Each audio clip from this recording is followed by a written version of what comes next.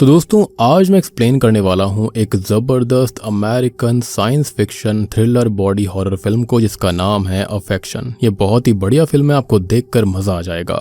मतलब स्टार्टिंग में ऐसा लगता है कि एक बहुत ही नॉर्मल सी मूवी है, लेकिन जो मूवी के अंत आते आते ट्विस्ट पे ट्विस्ट आते हैं वो बहुत ही खतरनाक है, देखने में भी काफी मजा आता है। और इस मूवी को लिखा और डायरेक्ट किया है B.T. मेज़ा ने।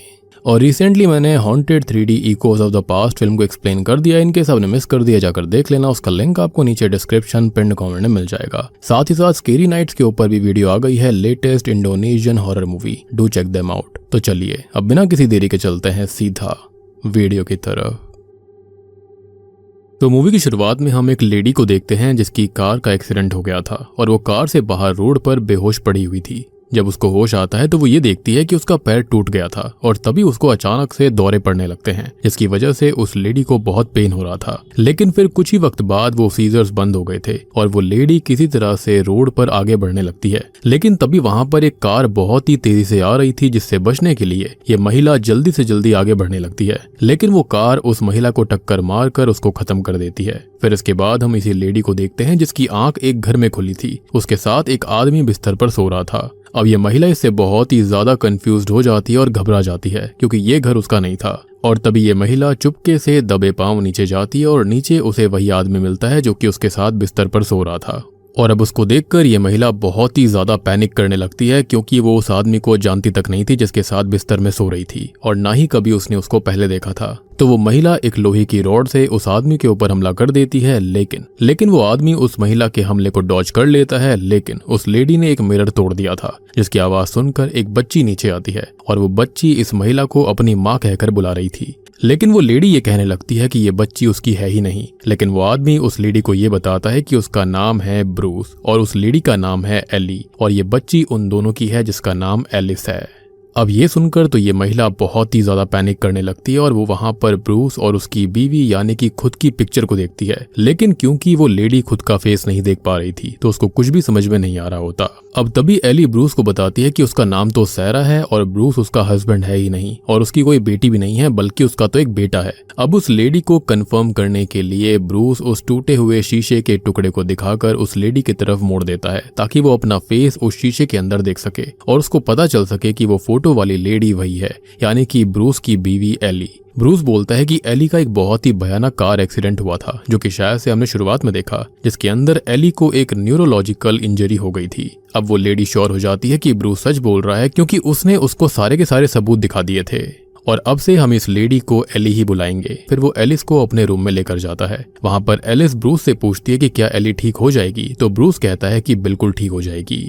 अब अगली सुबह जब एली उठती है तो ब्रूस उसको सारी बात बताता है कि एक्सीडेंट के बाद में एली को एक न्यूरोलॉजिकल कंडीशन हो गई है जिसकी वजह से वो अपनी मेमोरीज यानी कि याददाश्त भूल गई है। और जब भी एली किसी चीज को देखती है, किसी व्यक्ति को देखती है या फिर टीवी शो या फिर मूवी देखती है, तो उसका दिमाग जो होता है वो उसको अपनी जिंदगी में दिखाई देता है। बेसिकली उसका दिमाग उन मेमोरीज को कलेक्ट करके उनसे एक फॉल्स मेमोरी बनाने लगता है। और डॉक्टर्स ने ये बोला है कि एली का ठीक होना पॉसिबल तो है, लेकिन ये मुश्किल काफी है। लेकिन एली कहती है कि उसे नहीं लगता कि उसकी मेमोरीज जो है वो फेक है, क्योंकि उसको बिल्कुल याद है कि उसका नाम सैरा है और उसका एक हस्बैंड भी है और साथ ही साथ उसकी बेटी नहीं बल्कि एक बेटा है। अब ब्रूस बोलता है कि एली को थोड़ी कोशिश करनी होगी और उसकी मेमोरी जरूर वापस आ जाएंगी, लेकिन तब तक एली को आराम करना होगा। खैर अब हम ब्रूस और एलिस को देखते हैं जो कि पजल्स बना रहे थे और एलिस ब्रूस से पूछती है कि उसके सर पर ग्रे हेयर आने लगे हैं। एनीवे इसके बाद हमें एली को दिखाया जाता है जो कि नहा रही होती है और वो अपनी गर्दन के पीछे एक छेद जैसी चीज को नोटिस करती है, लेकिन वो दर्द नहीं कर रहा था तो वो उसको इग्नोर कर देती है। उसको लगता है कि शायद से कोई निशान होगा। अब एली जो होती है वो ब्रूस और अपनी फोटोज को देखती है जिनमें एली के माता पिता की भी पिक्चर्स मौजूद थी जिनके नाम जो और ईवा था। अब ब्रूस एली को बताता है कि उसके माता पिता अब नहीं रहे, वो काफी साल पहले खत्म हो गए थे और एली और उसके माता पिता काफी क्लोज हुआ करते थे। अब तभी ब्रूस एली को पूछता है कि उसको कुछ याद आया, तो एली कहती है कि नहीं। तो ब्रूस उसके लिए वो सभी टेप्स लेकर आता है जिसमें ब्रूस और एली थे, ताकि एली उन टेप्स को देख सके और उसकी मेमोरीज वापस आ जाएं। एली भी वो टेप्स देखने लगती है, लेकिन तब भी उसको कुछ भी याद नहीं आ रहा था। लेकिन उसे फिर भी कुछ याद नहीं आ रहा होता, तो वो बाहर ब्रूस और एलिस के पास चली जाती है। अब बाहर ब्रूस अपनी कार को रिपेयर कर रहा था और एलिस बैठकर खेल रही थी। तो एली जाकर एलिस से कल रात जो हुआ उसके लिए माफी मांगती है। और एक बात नोट करने वाली ये थी कि जिस कार ने मूवी की स्टार्टिंग में एली को टक्कर मारी थी वो बिल्कुल ब्रूस के कार जैसी थी जिसे वो अभी फिक्स कर रहा था। लेकिन सबसे वियर्ड बात ये थी कि भला वो अपनी ही बीवी को टक्कर क्यों मारेगा और उसके बाद में उसको यहाँ पर लेकर क्यों आएगा। और अगर उसने टक्कर मारी भी थी तो जैसे एली की हालत थी, लाइक उसका पूरा पैर टूटा हुआ था, उसके फेस और बॉडी पर बहुत सारे स्कार्स भी थे, तो उन सबको इतनी जल्दी हील कैसे करा गया। क्योंकि अगर किसी भी नॉर्मल इंसान के साथ ये सब कुछ होता तो कम से कम एली को ठीक होने में 5 से 6 महीने लग जाते। यानी कि मूवी की शुरुआत जितनी अच्छी लग रही थी उतनी अच्छा यहाँ पर कुछ भी नहीं था। खैर अब इसके बाद में ब्रूस जो होता है वो रात को एलिस को सुला देता है, जिसके बाद वो एली को ये बताता है कि एली सैरा नहीं है और सैरा की आइडेंटिटी और उसकी मेमोरीज उसके खुद के दिमाग की उपज हैं। खैर इसके बाद में ब्रूस जो होता है वो अपना और एली का फेवरेट गाना प्ले करके उसके साथ डांस करने लगता है। लेकिन तभी एलिस चिल्लाने लगती है क्योंकि वो अंधेरे की वजह से बहुत डर गई थी और उसको बुरा सपना भी आया था, और इसलिए ब्रूस और एली जल्दी से जाकर एलिस को शांत करते हैं। अब अगले दिन जब एली एलिस के क्लोज आने के लिए उसके साथ बातें कर रही थी और खेल रही थी तो एलिस एली को बताती है कि ग्रैंडपा यानी कि एली के पिता एलिस को जू लेकर जाते थे। और जब एली ये पूछती है कि एलिस की बात ग्रैंडपा से आखिरी बार कब हुई थी तो एलिस कहती है कि पिछले हफ्ते, और एली ने भी ग्रैंडपा से बात करी थी। लेकिन एली को कुछ भी समझ में नहीं आता कि वहां पर चल क्या रहा था, क्योंकि ब्रूस ने तो ये बताया था कि एली के माता पिता बहुत साल पहले ही खत्म हो गए थे, और अगर पिछले हफ्ते एली ने अपने पेरेंट्स से बात करी थी तो उसका एक्सीडेंट कब हुआ, 6 दिन पहले, क्योंकि ब्रूस ने बताया था कि एक्सीडेंट के तुरंत बाद ही एली की मेमोरीज चली गई थी। तो अगर उसे अपने माता पिता याद ही नहीं थे तो उसने 1 हफ्ता पहले अपने पेरेंट्स से बात कैसे करी। और इसका बस एक ही जवाब निकल रहा था कि एली का एक्सीडेंट 6 दिन पहले हुआ था। लेकिन अगर 6 दिन पहले उसका एक्सीडेंट हुआ था तो वो इतनी जल्दी रिकवर कैसे कर गई। और बस इसी के चलते एली के दिमाग में ढेर सारे सवाल घूमने लगते हैं और उसका हाथ भी शेक करने लगा था जैसे कोई सीजर आ रहा हो। और आपको याद होगा कि शुरुआत में भी उसको सीजर्स आ रहे थे, यानी कि एक्सीडेंट होने से पहले। खैर इसके बाद में एलिस एली के साथ हाइड एंड सीक खेलने के लिए जिद करने लगती है, तो इसके लिए मजबूरी में एली को मानना पड़ता है। खैर इसके बाद में एलिस जंगल में जाकर छुप जाती है और उसको ढूंढने के लिए एली उसके पीछे जंगल में आ गई थी। उसे जंगल में प्लास्टिक का एक बैग दिखता है जो कि हिल रहा था, और जब एली उस बैग के पास जाती है तो वो देखती है कि उस बैग में कोई था जो कि हिल रहा था। उसको देखकर एली डर के मारे वहां से भागने लगती है। अब वो एलिस को अपने साथ लेकर जल्दी से वहां से निकल गई थी। फिर घर पहुंचकर वो ब्रूस को सारी बात बताती है। ब्रूस जंगल में चेक करने जाता है और जब वो वापस आता है तो वो एली को बताता है कि वहां जंगल में कुछ भी नहीं है। वो कहता है कि शायद वो एली का वहम होगा, लेकिन एली कहती है कि वो खुद ही बाहर देखने जाएगी। तो ब्रूस उसको रोक लेता है और कहता है कि कल वो अथॉरिटीज को बोलकर एक सर्च पार्टी जंगल में भेज देगा कि वहां पर क्या है वो सब कुछ ढूंढ लेंगे। खैर अब एली एलिस को सुलाने के लिए उसके रूम में जाती है और वो एलिस की गर्दन के पीछे भी सेम अपनी गर्दन के पीछे जो होल था, छेद था, उसको नोटिस करती है। और एलिस उसको बताती है कि वो स्कार कल सुबह उसकी गर्दन पर था। फिर इसके बाद अगले दिन एली ब्रूस को कहती है कि उन्हें जंगल में फिर से जाकर चेक करना चाहिए क्योंकि जंगल में कोई इंसान है, लेकिन ब्रूस कहता है कि ऐसा कुछ नहीं है। अब अचानक से एली को फिर से दौरे पड़ने लगते हैं, सेम वैसे ही जैसे कि मूवी की स्टार्टिंग में उसको आ रहे थे। ब्रूस एली को उठाकर घर के अंदर लेकर जाता है और काउच पर लिटा देता है। फिर जब एली को होश आता है तो उसके पास एलिस आती है और उसकी तबीयत के बारे में पूछती है। दूसरी ओर ब्रूस बहुत ही ज्यादा अपसेट था और गुस्से में था, और इधर एली को फिर से दौरे पड़ने लगते हैं। तो एलिस जो थी वो डर के मारे अपने रूम में चली जाती है। अब तभी वहां पर ब्रूस आता है और वो एली को उठाकर चेयर पर बैठा देता है।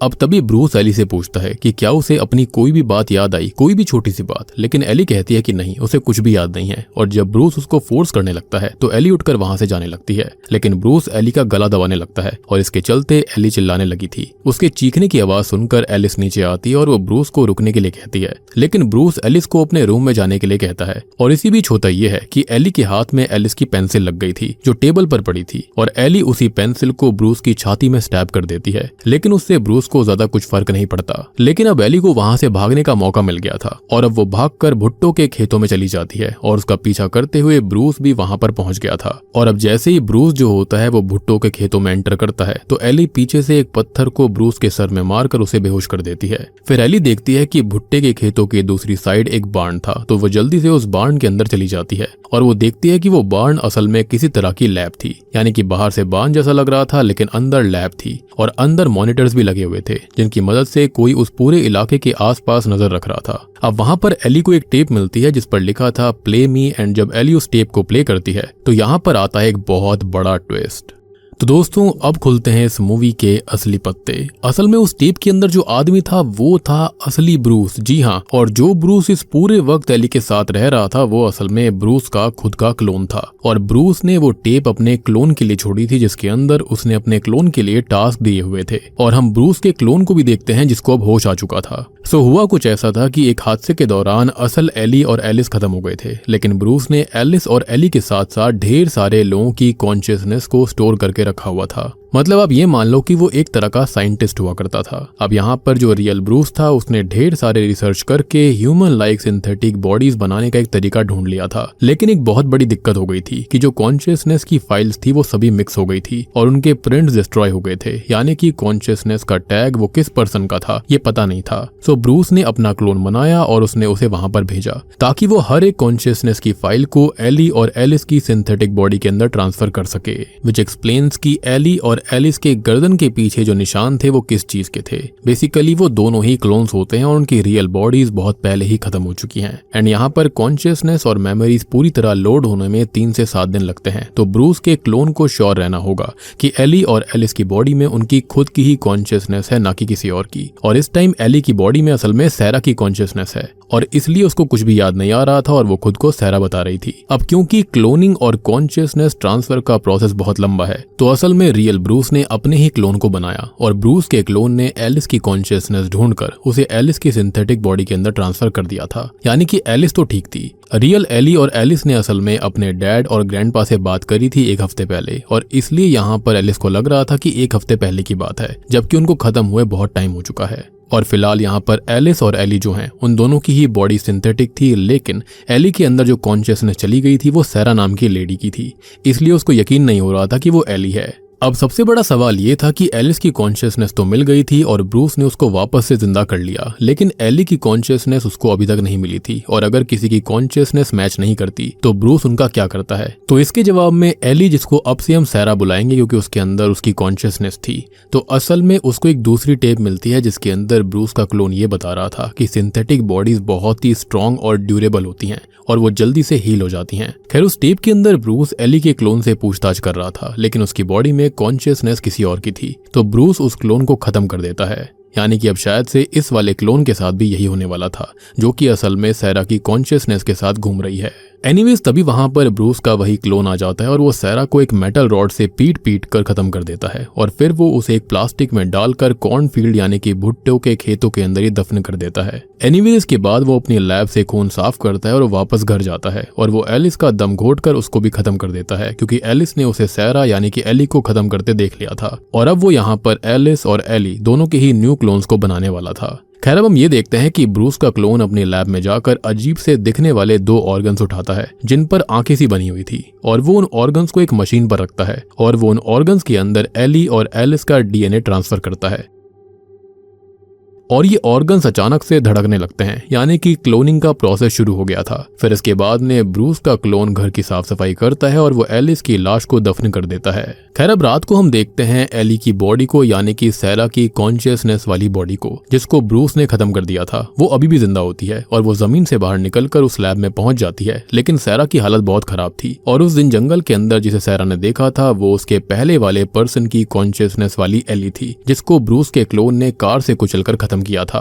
विच मीन्स कि शायद से शुरुआत वाली जो क्लोन थी यानी कि एली थी वो वही क्लोन थी जो कि जंगल के अंदर दिखाई दी थी।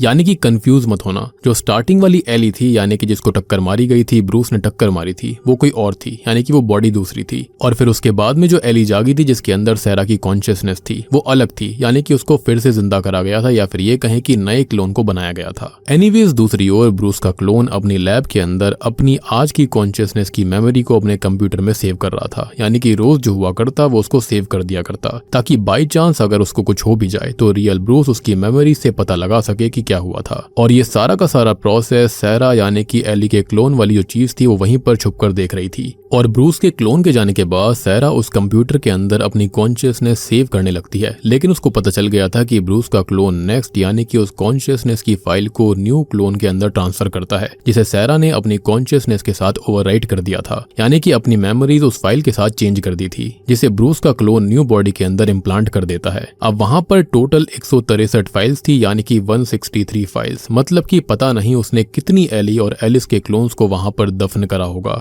यानी कि भुट्टो के खेतों के अंदर। अब तभी ब्रूस का क्लोन एली और एलिस की पुरानी टेप्स देख रहा होता है और उधर सैरा किसी तरह से बार्न से बाहर निकलकर अपने घर की तरफ जाने लगती है। और लैब के अंदर हम उन ऑर्गन्स को भी देखते हैं जो कि ग्रो कर रहे थे, और देखते ही देखते वो ऑर्गन्स एलिस और एली के क्लोन्स में चेंज हो जाते हैं। फिर इसके बाद ब्रूस का क्लोन एलिस और एली की क्लोन्स के अंदर उनकी कॉन्शियसनेस को डाल देता है, और फिर वो उन दोनों के क्लोन्स को साफ कर कर घर ले जाता है और एक मशीन की हेल्प से उन दोनों की गर्दन पर शॉक देता है, जिसकी वजह से उन दोनों के क्लोन्स एक्टिव हो गए थे। और तब जाकर हमको ये पता लगता है कि एलिस और एली की गर्दन के पीछे वो निशान कैसे बने थे।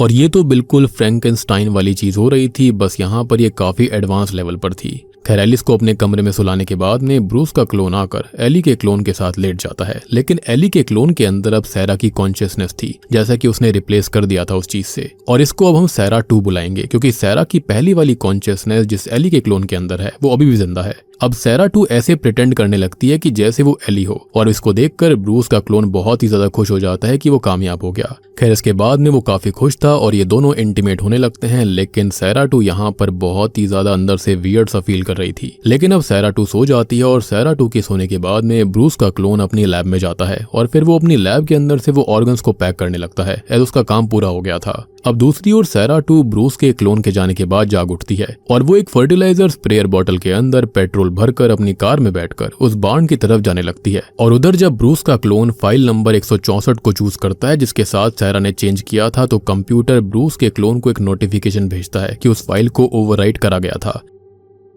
और ब्रूस का क्लोन बहुत ही ज्यादा अपसेट हो जाता है कि उससे गलती हो गई। अब दूसरी ओर सैरा 1 जो कि घायल होती है, वो घर पर पहुंच जाती है, और घर पर एलिस अकेली थी, और सैरा 1 की ऐसी हालत देखकर एलिस बहुत डर जाती है। अब सैरा 2 जल्दी से जाकर उस पूरी लैब के अंदर पेट्रोल स्प्रे करने लगती है, और वहां पर ब्रूस का क्लोन भी आ जाता है, तो वहां पर ब्रूस के क्लोन पर भी वो पेट्रोल स्प्रे कर देती है। वो ब्रूस के क्लोन को वो सब रोकने के लिए कहती है, लेकिन तभी ब्रूस सैरा 2 को उसी मशीन से शॉक देता है, और इससे पहले कि सैरा 2 वहां पर आग लगा पाती, उस मशीन के शॉक की वजह से सैरा 2 पैरालाइज हो जाती है। फिर ब्रूस का क्लोन सैरा को उठाकर कॉर्नफील्ड यानी कि भुट्टो के खेतों में ले जाता है। उधर सैरा 1 से डरकर एलिस भी कॉर्नफील्ड में आ गई थी। अब ब्रूस का क्लोन सैरा 2 को दफन करने के लिए जमीन खोद रहा होता है, और तभी सैरा 2 अपनी सेंसेस में वापस आ गई थी, और सैरा 2 को जान से मारने के लिए ब्रूस का क्लोन उस पर शवल से हमला करने लगता है। लेकिन तभी पीछे से वहां पर सैरा 1 भी आ गई थी, और वो ब्रूस के क्लोन को धक्का देकर उसे उसके साथ होल में गिर जाती है, जो ब्रूस ने क्लोन के लिए खोद दिया था। अब ब्रूस सैरा 2 पर हमला करने की कोशिश करता है, तो सैरा 2 ब्रूस को आग लगा देती है, और देखते ही देखते सैरा 1 के साथ साथ ब्रूस का क्लोन भी जलकर खत्म हो गया था। अब इसके बाद सैरा 2 को वहां पर एलिस मिलती है, जो कि बहुत डरी हुई थी। अब सैरा 2 एलिस की मॉम की जगह उसका ध्यान रखने का खुद से प्रॉमिस करती है, और फिर वो एलिस के साथ कार में बैठकर उस जगह से निकल जाती है। अब सीन शिफ्ट होता है और हम देखते हैं कि जब ब्रूस के क्लोन को पता चला था कि एली की कॉन्शियसनेस अभी भी नहीं मिल रही है, तो उसने एली का एक और क्लोन बनाने के लिए छोड़ दिया था, और उसने उसके अंदर नेक्स्ट फाइल की कॉन्शियसनेस को ऐड करने के लिए ऑटो इम्प्लांट सेट कर दिया था। और हम ये देखते हैं कि एली की न्यू क्लोन बहुत ही ज्यादा कंफ्यूज्ड हो रखी थी, और वो पहले खुद को एक कपड़े से ढकती है, और फिर वो उस बार्न से बाहर जाती है, और वो बहुत ही ज्यादा कंफ्यूज्ड हो रखी थी कि तभी वो ब्रूस को आवाज लगाती है, यानी कि ब्रूस के क्लोन ने रियल ब्रूस के काम को सक्सेसफुल कर दिया था। उसने रियल एली की कॉन्शियसनेस ढूंढ ली थी, और उसको फाइनली एली के क्लोन के अंदर सक्सेसफुली इम्प्लांट भी कर दिया था। यानी कि देखा जाए तो बाहरी दुनिया के अंदर एली की जैसे ही दिखने वाली एक और एली है, जिसके अंदर सैरा की कॉन्शियसनेस है, और उसके साथ में है एलिस खुद, जो कि एलिस ही थी। और अब यहाँ पर एक और एली जिंदा हुई है, जो कि एक और क्लोन है, लेकिन उसके अंदर फाइनली ब्रूस की बीवी एली की ही कॉन्शियसनेस थी। और बात करी जाए रियल ब्रूस के बारे में, तो उसके बारे में कुछ बताया नहीं गया है कि उसके साथ क्या हुआ था। माइट भी या तो वो भी एक्सीडेंट के अंदर खत्म हो गया होगा, या फिर ये हो सकता है कि एक्सीडेंट होने के बाद में उसने यहाँ पर अपने क्लोन सिस्टम को पूरा रेडी करा, और उसके बाद में जैसे ये टेप्स वगैरह मिक्स हो गई थी, तो वो इस गम को सहन नहीं कर पाया और अपनी बीवी की जुदाई को बर्दाश्त नहीं कर पाया, जिसके चलते उसने शायद से रियल खुद को खत्म कर लिया था, और अपना सारा का सारा काम उसने टेप के अंदर रिकॉर्ड कर दिया था। और उसने क्लोन भी खुद का बनाया था, ताकि उसका क्लोन ये सारे काम करता रहे। और उसके क्लोन ने फाइनली एली की कॉन्शियसनेस को एक क्लोन के अंदर डाल दिया था, जो कि अब यहाँ पर तैयार थी। यानी कि ब्रूस ने खुद को खत्म करने के बावजूद भी अपनी बीवी को और अपनी बेटी को वापस जिंदा कर दिया था। और बूम, इसी के साथ में अफेक्शन मूवी यहीं पर खत्म हो जाती है। तो दोस्तों, ये थी अफेक्शन फिल्म की कहानी, जो कि सरफेस लेवल पर एक साईफाई हॉरर फिल्म लगती है, लेकिन ये बॉडी हॉरर भी है। और अंदर से ये मूवी ग्रीफ को, ऑब्सेशन को, आइडेंटिटी और टॉक्सिक लव को दिखाती है। यहाँ पर जेसिका रॉथ यानी कि एली जो थी वो एक ऐसी वुमन थी जो कि बार बार मेमोरी रीसेट होने की वजह से अपनी रियलिटी पर भरोसा नहीं कर पा रही थी। यानी कि उसके मल्टीपल क्लोन्स आज तक बनाए गए थे और उसके अंदर हर बार अलग अलग इंसान की आइडेंटिटी मौजूद थी। इनफैक्ट जो लोग अपनी मेमोरीज को भूल जाते हैं ओल्ड एज में या फिर किसी भी हादसे की वजह से, ये मूवी उसको भी दर्शाने की कोशिश करती है कि उनको अंदर से कैसा फील होता होगा, बिल्कुल ब्लैंक फील होता होगा। सोचकर देखो कि आपकी मेमोरीज आपके पास नहीं है और आप अनजान घर में अनजान आदमी और अपनी बच्ची के साथ उठते हो। आपको समझ में नहीं आता कि क्या सच्चाई है और क्या झूठ है। और सबसे बड़ी बात कि ब्रूस खुद भी एक क्लोन था जो कि उसका खुद का हस्बैंड होता है और वो उसे सच नहीं बता रहा था। ब्रूस ने ग्रीफ और लॉस को एक्सेप्ट करने के बजाय टेक्नोलॉजी, साइंस का इस्तेमाल करके एली के मल्टीपल क्लोन्स को क्रिएट किया था। सबसे बड़ी बात कि उसने उन ऑर्गन्स को किस तरह से मैनिपुलेट करा था, किस तरह से डीएनए को उसके अंदर एम्बेड किया जिसके चलते ये क्लोन्स बनाए जा रहे थे। I mean, उसने किस लेवल का रिसर्च करा होगा। हो भी सकता है कि उसके हाथ में कोई एलियन टेक लग गई हो। मतलब सोचकर देखो कि वो इसको बेचकर अरबों खरबों डॉलर कमा सकता था, लेकिन फिर भी उसने प्यार के चलते, पागल बन के चलते सिर्फ अपनी बेटी और बीवी को जिंदा करने का सोचा। अदरवाइज वो इससे कुछ और भी कर सकता था। मतलब कि उसके लिए गलत वर्जन्स ऑफ एली और एलिस महज एक्सपेरिमेंट्स के अलावा कुछ और नहीं थे। बेसिकली उसके लिए बर्डन्स थे और इसी के चलते उसने कई सारों को खत्म कर दिया था। और यहाँ पर देखो ऐसा है कि एक बार अगर किसी क्लोन के अंदर एक बार एक मेमोरी एम्बेड कर दी गई, यानी कि एक फाइल को ट्रांसफर कर दिया गया, तो उसके अंदर दूसरी फाइल को नहीं डाल सकते। यानी कि हर बार एक नए क्लोन के साथ में शुरुआत करनी होगी, जो कि वो ऑलरेडी 163 टाइम्स एली के साथ कर चुका था। और जो फाइनल एली बनकर तैयार हुई थी उससे ही एक्सपेरिमेंट सक्सेसफुल हुआ। बार्न और हिडन एविडेंस से रिवील होता है कि एली के पहले भी कई फेल्ड वर्जन्स या फिर क्लोन्स यहाँ पर एग्जिस्ट कर चुके थे, जिनको वो खत्म करके भुट्टों के खेतों में दबा दिया करता था। इनफैक्ट ब्रूस खुद भी एक क्लोन था। मुझे लगता है कि जब ब्रूस ने यहाँ पर ये सब कुछ करना शुरू किया था, तो जब उसने क्लोन्स को बना लिया तो फाइल जो थी, जो मेमोरीज थी, वो सारी की सारी इधर उधर हो गई, जिसके चलते ब्रूस का दिल टूट गया था। उसका दिमाग खराब हो गया कि इसमें तो बहुत टाइम लगेगा और वो इतने टाइम तक अपने आप को यहाँ पर रख नहीं सकता। होता है ना कि इंसान के अंदर अकेलापन होता है जिसको वो झेल नहीं पाता।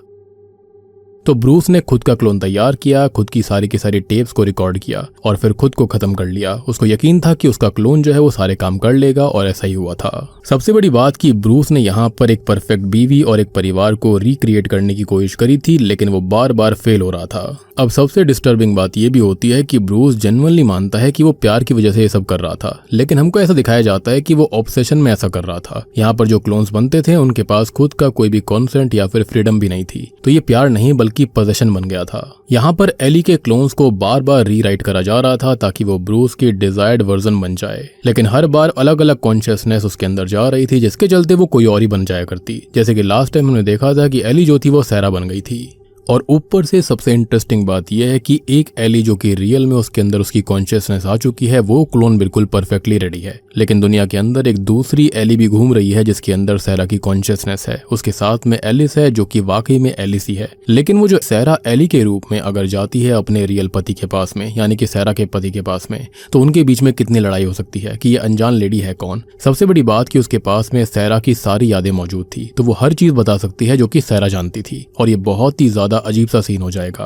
अब देखो मूवी कहना क्या चाहती है, तो देखो लव और ओनरशिप में फर्क होता है। ब्रूस बार बार कह रहा था कि वो एली से प्यार करता है, लेकिन अगर किसी को अपनी मर्जी से जीने का हक ना दो या फिर उसकी मेमोरीज और आइडेंटिटी को कंट्रोल करो, तो वो अफेक्शन नहीं है बल्कि वो ऑब्सेशन है। तो मूवी का टाइटल अफेक्शन यहाँ पर एक्चुअली आयरॉनिक लगता है। सबसे बड़ी बात है कि ब्रूस को इस लॉस को एक्सेप्ट करना चाहिए था और वो इस लॉस को ही एक्सेप्ट नहीं कर पाया, इसलिए वो रियलिटी को मैनिपुलेट करना चाहता था और मरे हुए लोगों को रिवाइव करना चाहता था। इनडायरेक्टली मूवी यही बोल रही है कि कुछ चीजों को वापस लाया नहीं जा सकता। जब हम उनको फोर्सफुली पकड़ कर रखते हैं तो हम खुद भी डिस्ट्रॉय हो जाते हैं और दूसरों को भी खत्म करने लगते हैं। ये मूवी इसका परफेक्ट एग्जांपल है कि अंदर जो फीलिंग्स होती हैं, जो ग्रीफ्स होता है, उनको यहाँ पर लेट गो करना चाहिए, तभी आप लाइफ में आगे बढ़ सकते हो। लेकिन कहा जाता है कि बोलना आसान होता है, करना काफी मुश्किल, लेकिन जो इसको कर देता है वो जिंदगी में काफी आगे जाता है। अब देखो मुझे ऐसा लगता है कि फिल्म का असली विलन साइंस या फिर क्लोनिंग नहीं था, बल्कि विलन था ग्रीफ। ब्रूस यहाँ पर ग्रीफ को प्रोसेस नहीं कर पाया था और उसका प्यार धीरे धीरे ऑब्सेशन बन गया था और ऑब्सेशन कंट्रोल में कन्वर्ट हो जाता है। इसलिए अफेक्शन का फाइनल मैसेज कुछ ऐसा है, ट्रू लव किसी को अपने पास बांध कर रखना नहीं होता। ट्रू लव उसकी इंडिविजुअलिटी और फ्रीडम को एक्सेप्ट करना होता है, even if that means letting them go. और इसकी वजह से इसकी एंडिंग सैड सी भी लगती है। I mean, सोच कर देखो कि ब्रूस ने खुद को खत्म कर दिया, अपने क्लोन को बनाया सिर्फ इसलिए ताकि वो एलिस और यहाँ पर अपनी बीवी को एली को जिंदा कर पाए। अंत में ऐसा कर भी दिया गया था, लेकिन फिर भी देखो कि एली और एलिस फिर भी अलग हो गए। अब ना उसके पास उसकी माँ थी, ना ही उसके पास उसका पिता था, खाली यहाँ पर एली थी जिसके अंदर सैरा की मेमोरीज हैं। और अब पता नहीं वो एलिस के साथ में क्या करेगी, या फिर उसको उतना प्यार दे भी पाएगी या फिर नहीं। तो दोस्तों ये थी अफेक्शन फिल्म की कहानी। उम्मीद करता हूँ कि आपको ये sci-fi thriller body horror film पसंद आई होगी। पसंद आई है तो वीडियो को लाइक कर देना, चैनल के ऊपर नए हो तो सब्सक्राइब कर लो। और रिसेंटली मैंने एक्सप्लेन कर दिया है haunted 3D echoes of the past film को, इनकेस आपने मिस कर दिया जाकर देख लेना, उसका लिंक आपको नीचे डिस्क्रिप्शन पिन कमेंट में मिल जाएगा। तो मैं आप सबको मिलता हूँ अगली वीडियो के साथ में, तब तक के लिए stay